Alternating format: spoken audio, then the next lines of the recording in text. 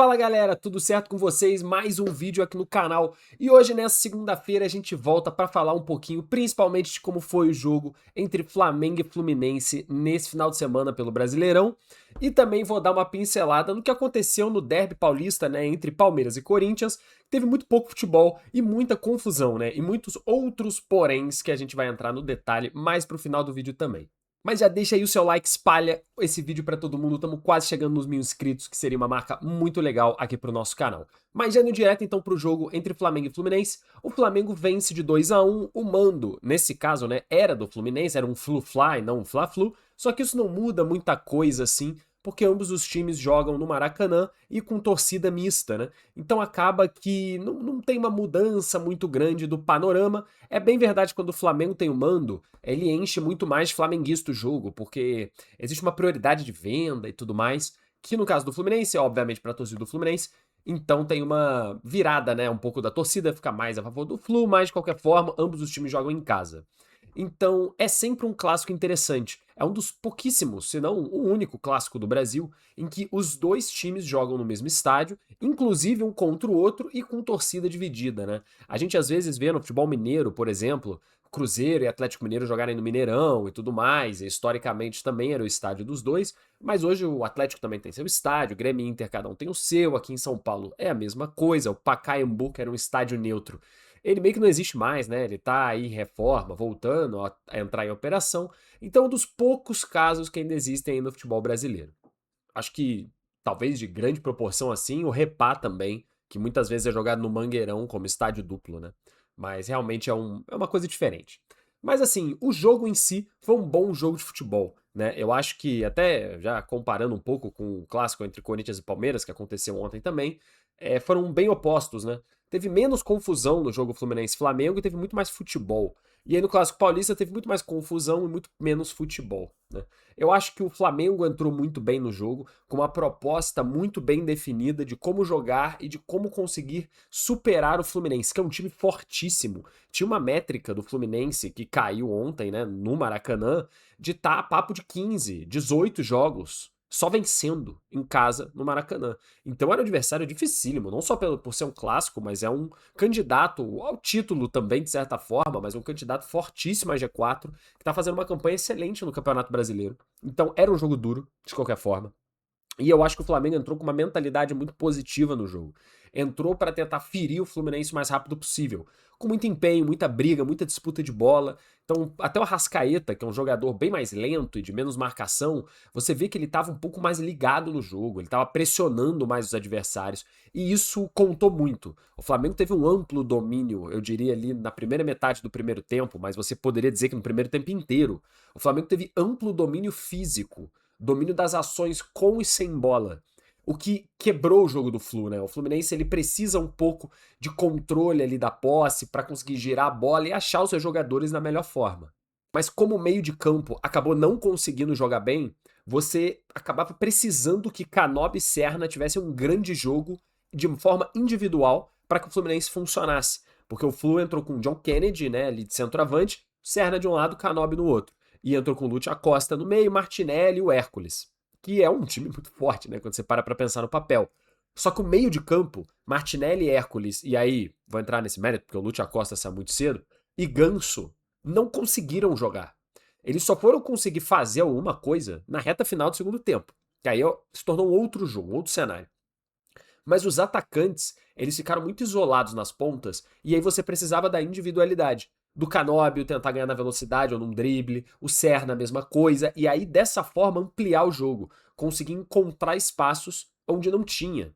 E o Fluminense, ele não é tão eficiente quando depende do Canóbio e do Serna de jogarem de forma individual, porque não são dois jogadores que se destacam muito pela individualidade, eles se destacam muito pela entrega e pela possibilidade de compor no coletivo.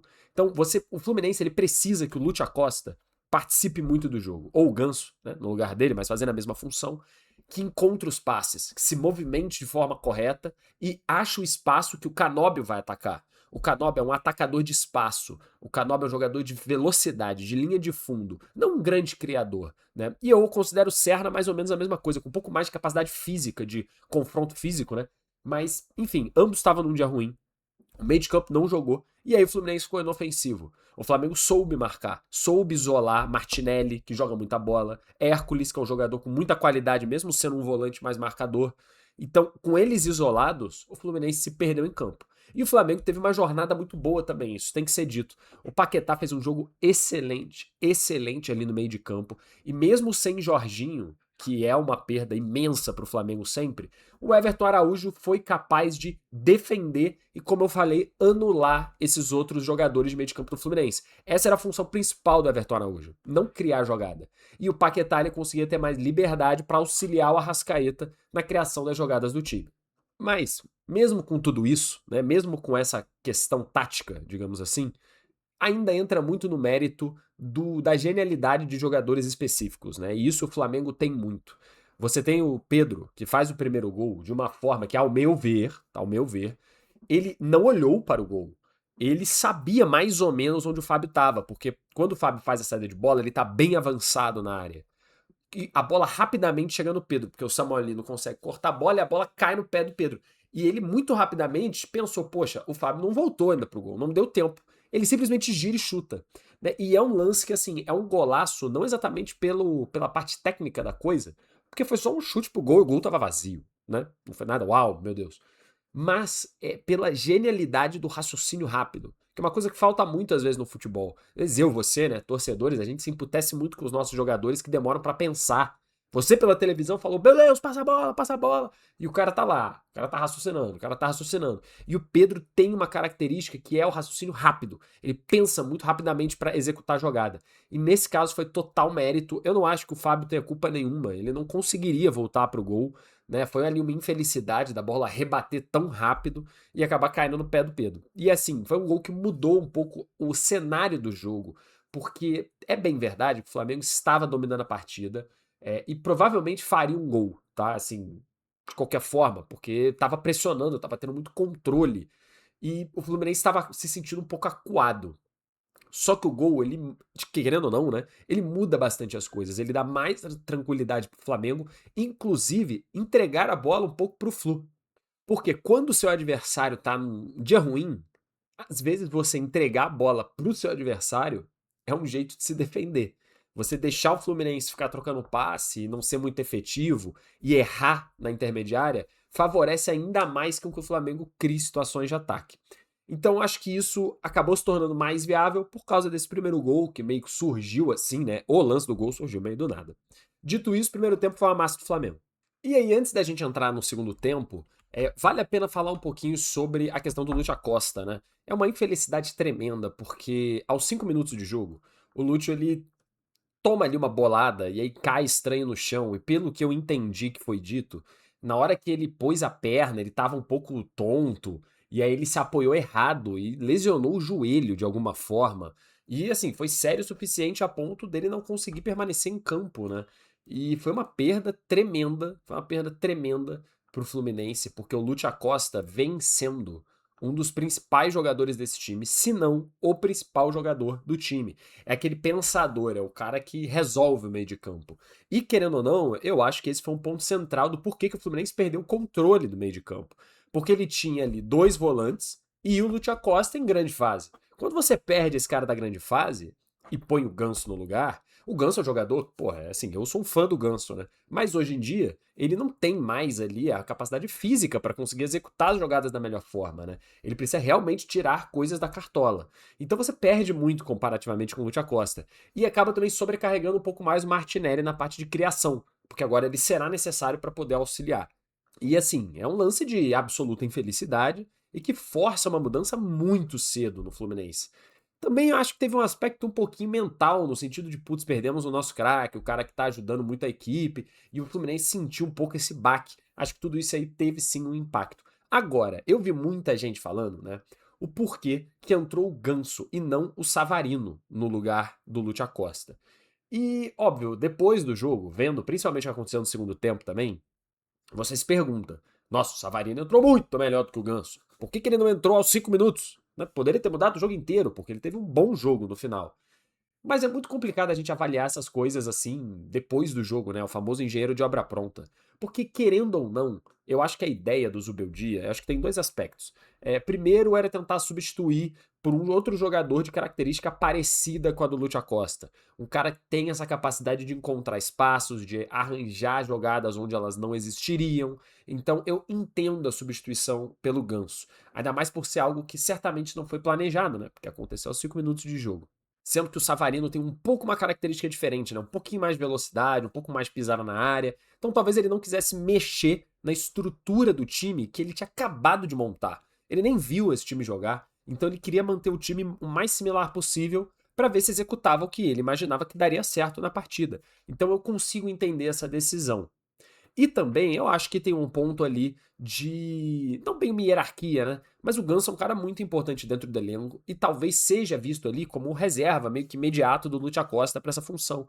Então também não colocar ele no jogo talvez também pudesse passar uma mensagem um pouco errada, e isso faz parte do futebol, de gestão de grupo e tudo mais.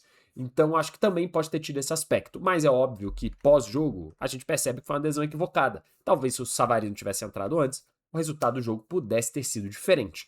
E por que eu falo isso? No segundo tempo, você viu um Flamengo que, quando começou, né, o segundo tempo, estava na mesma toada. O Flamengo continuou jogando muito bem ali naquele início do segundo tempo, inclusive faz segundo gol numa jogadaça, assim, do Samuel Lino, né, que, poxa, é muito criticado, e eu já critiquei aqui várias vezes, porque não vinha jogando absolutamente nada, e ontem fez um grande jogo, deu 2 assistências, a primeira não é bem uma assistência, mas a segunda foi uma assistência espetacular. Foi um lançamento de 3 dedos, assim, que pouco jogador consegue fazer. Tem que ser dito isso aí. Pouco jogador tem essa capacidade técnica de executar esse movimento. Então, todo mérito pro Samuel Lino. E aí, a finalização clássica do Pedro de peito, né? Que deve ser o jogador no planeta Terra, na história do futebol, que mais fez gol de peito. Impressionante. Toda hora ele faz um.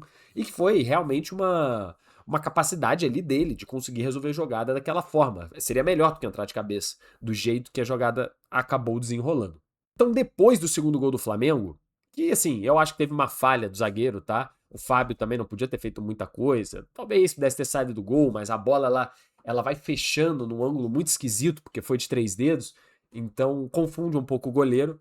Mas, assim, de forma geral, eu acho que o Fluminense ele não teve o que fazer mesmo. Ele estava sendo superado em campo. E aí, depois do segundo gol, o Flamengo vai diminuindo um pouco o ritmo. Né? Ali no segundo tempo vão acontecendo todas as alterações, e aí o Flamengo diminui ritmo, quem entra em campo não entra tão bem quanto quem estava, e o Fluminense faz 2 substituições que mudam muito o jogo, ali mais ou menos na metade do segundo tempo. Entra o Savarino e entra também o Castillo, né, que é o atacante que foi contratado recentemente, né, a maior contratação da história do Fluminense, que foi o carrasco do Flamengo pelo Lanús, na Recopa, esse ano mesmo. Ele estava no Lanús, chegou realmente agora.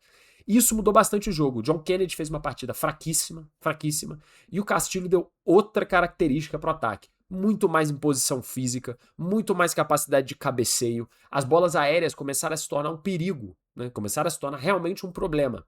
E o Savarino começou a dar muito mais também velocidade para o time, mais empenho para o Fluminense. O Fluminense passou a querer talvez jogar mais futebol, porque eu lembro que teve até um momento no segundo tempo, logo depois do gol, assim, que eu lembro que o narrador ele começou a falar: não, o Fluminense está tentando pôr mais velocidade e tudo mais. E aí meu pai até comentou, né? Poxa, mas onde é que o Fluminense está tentando realmente essa velocidade? O Fluminense ficava trocando passe devagar. O Fluminense estava muito devagar ali, trocando passe na intermediária. Era passe pro lateral, passe pro meio de campo, passe pro volante, passe pro lateral. Muito vagaroso, assim. O time não parecia estar com tanta vontade. Não sei se não acreditava que poderia virar mais a partida. Não sei o que era. E as mudanças modificaram isso. Porque o Castilho e o Savarino entraram querendo o jogo. E o Flamengo, que já estava num ritmo baixo, já estava diminuindo o ritmo, 2-0, o jogo vai acabar, o Fluminense não está querendo nada com nada, sentiu um pouco o impacto, porque não estava preparado para reagir a isso. Um Fluminense que do nada começou a querer jogar.